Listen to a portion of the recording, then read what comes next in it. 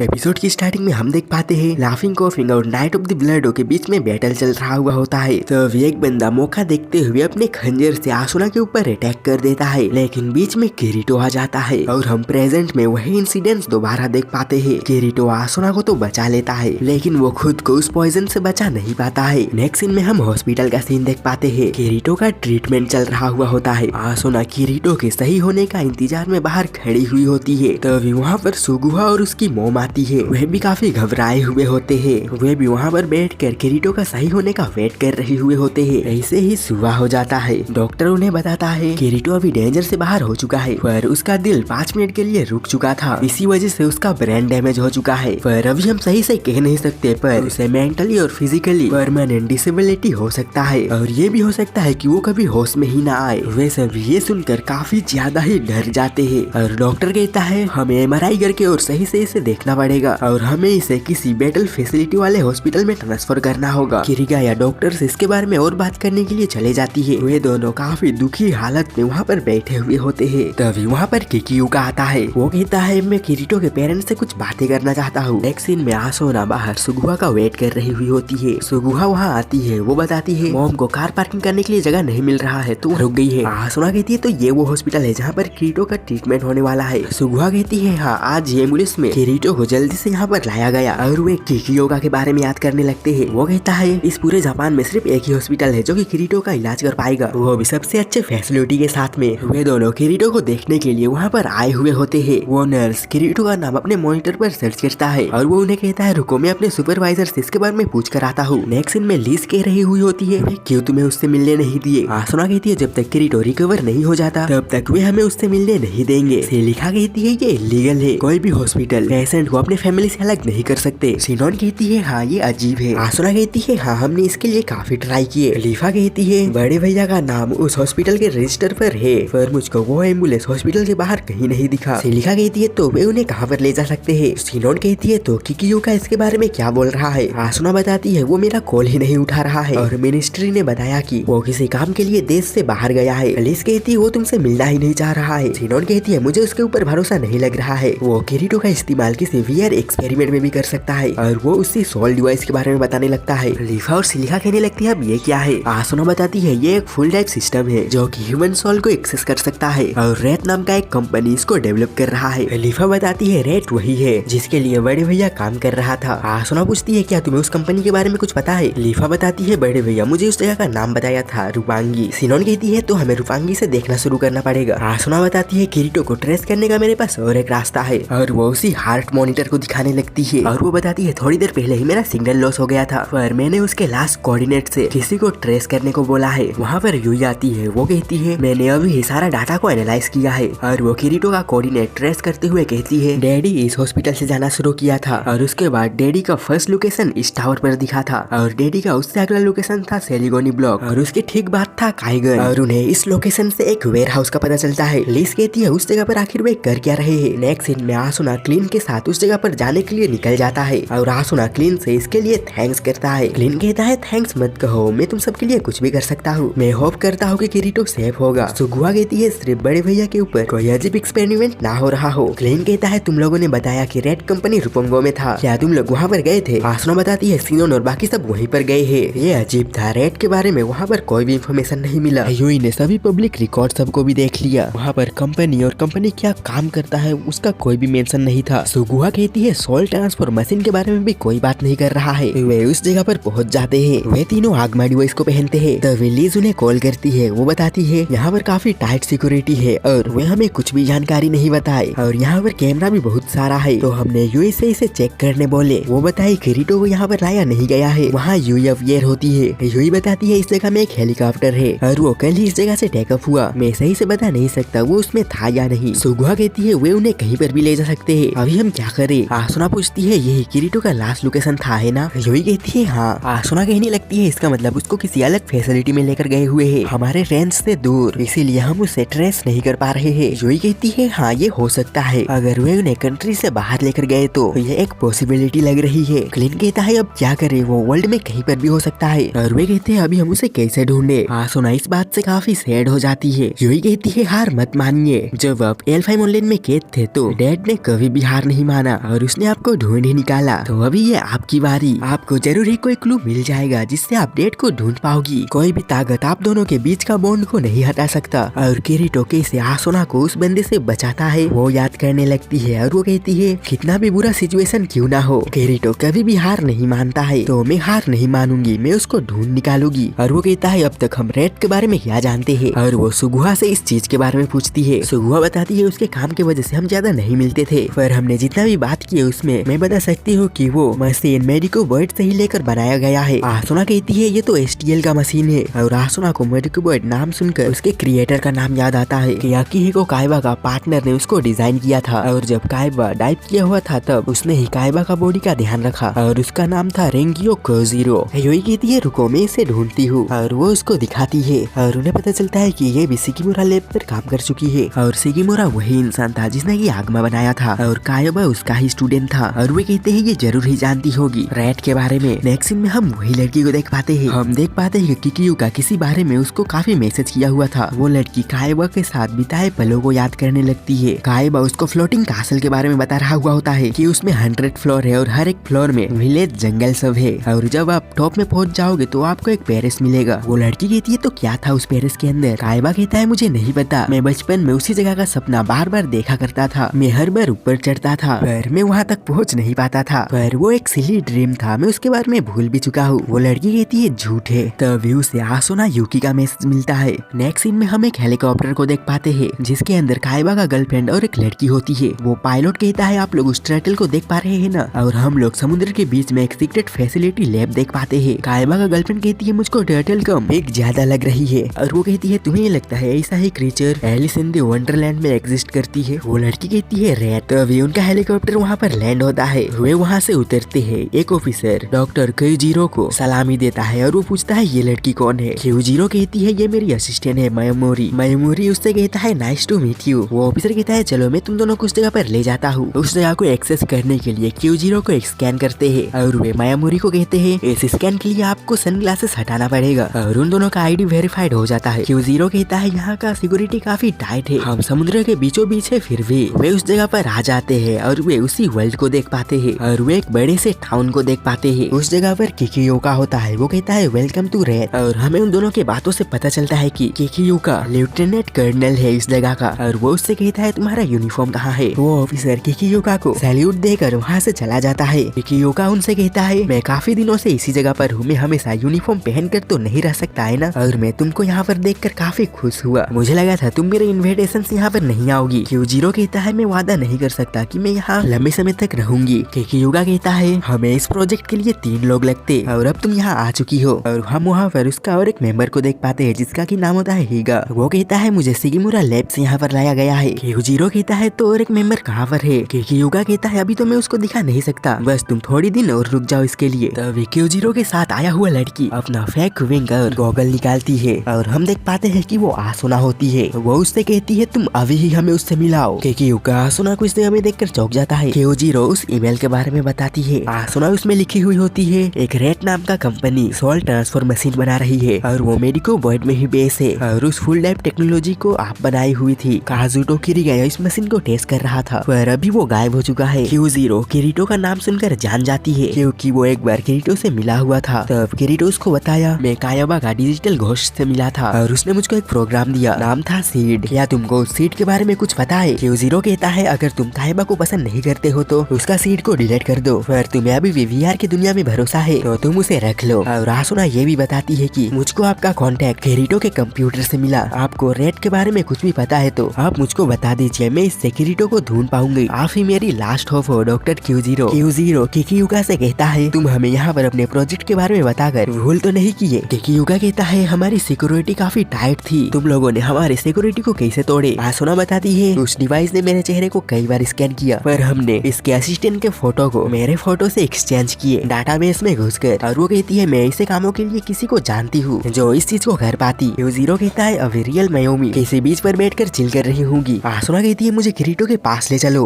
और इसी के साथ ये एपिसोड यहाँ पर खत्म होता है। आप सबको मेरे आवाज में डिफरेंस लग रहा हुआ होगा, ऐसा इसीलिए क्योंकि मुझे सर्दी जुकाम सर दर्द यानी कि कह सकते हो बीमार हूँ और वीडियो बना रहा हूँ। तो बाय, किसी और वीडियो में मिलेंगे।